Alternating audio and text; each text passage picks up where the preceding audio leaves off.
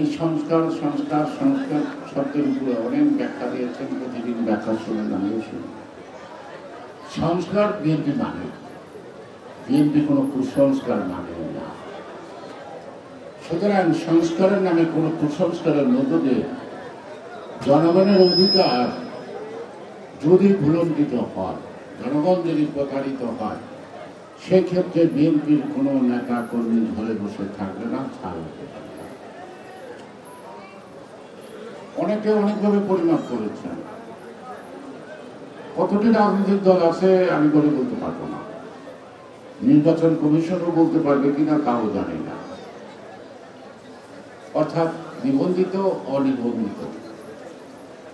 আমি জনগণের চোখে মুখের ভাষা যদি বুঝে থাকি, আমি চ্যালেঞ্জ করে বললাম বাংলাদেশের সকল রাজনৈতিক দল, আওয়ামী লীগ সহ যত রাজনৈতিক দল, আপনারা সবাই মিলে ৩০০ আসনের ৩০০টি প্রার্থী দেন। বিএনপি এককভাবে ৩০০ প্রার্থী দেবে।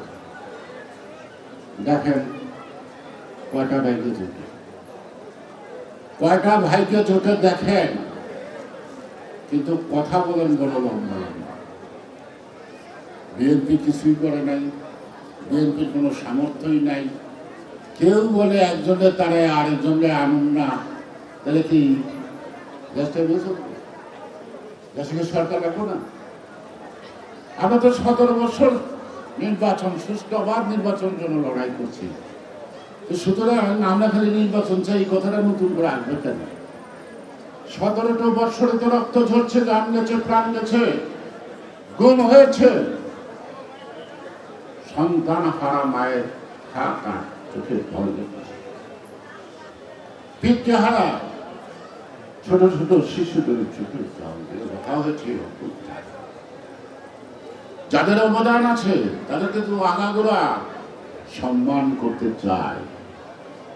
যদি সম্মান না রাখতে পারেন, সেখানে তো আমাদের কিছু করার নাই। আমি কেন বলি, আমরা বলতে পারি না? সবকিছুতে আমি করছি, সবকিছুতে আমার এটা, সবকিছুতে আমার ওইটা, কেন বলতে পারি না? এটা আমাদের দেশটা, আমাদের সমস্যা, আমাদের সমাধান আমাদেরকেই করতে হবে। আমি একা একা, তুমি একা একা, কেউ কিছু না। এতদিন কেন সন্দেহ ছিল, এখন কোনো সন্দেহ নাই। সবাই মিলে যখন বিএনপির পিছনে লাগছে, ওরা কনফার্ম যে আগামী দিন বিএনপি বিপুল ভোটের ব্যবধানে,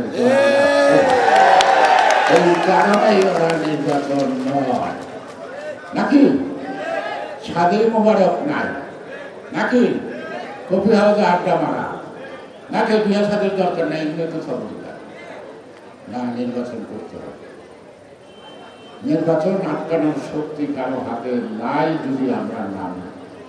যারা বলে 16 বছর আমরা কিছু করতে পারি নাই, তাদেরকে বলবো আমরা এখন 16 দিনে তা দেখে নিতে পারি। আমরা দেখাবো না।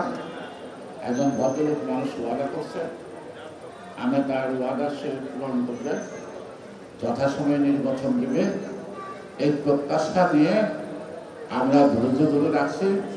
মাঝে মাঝে নিয়ে চলে আসতে দেবো, তাই না? যদি যুদ্ধ লাগে যাবেন, যুদ্ধ যাওয়ার সময় আর নতুন করে প্রস্তুত হতে না পারে।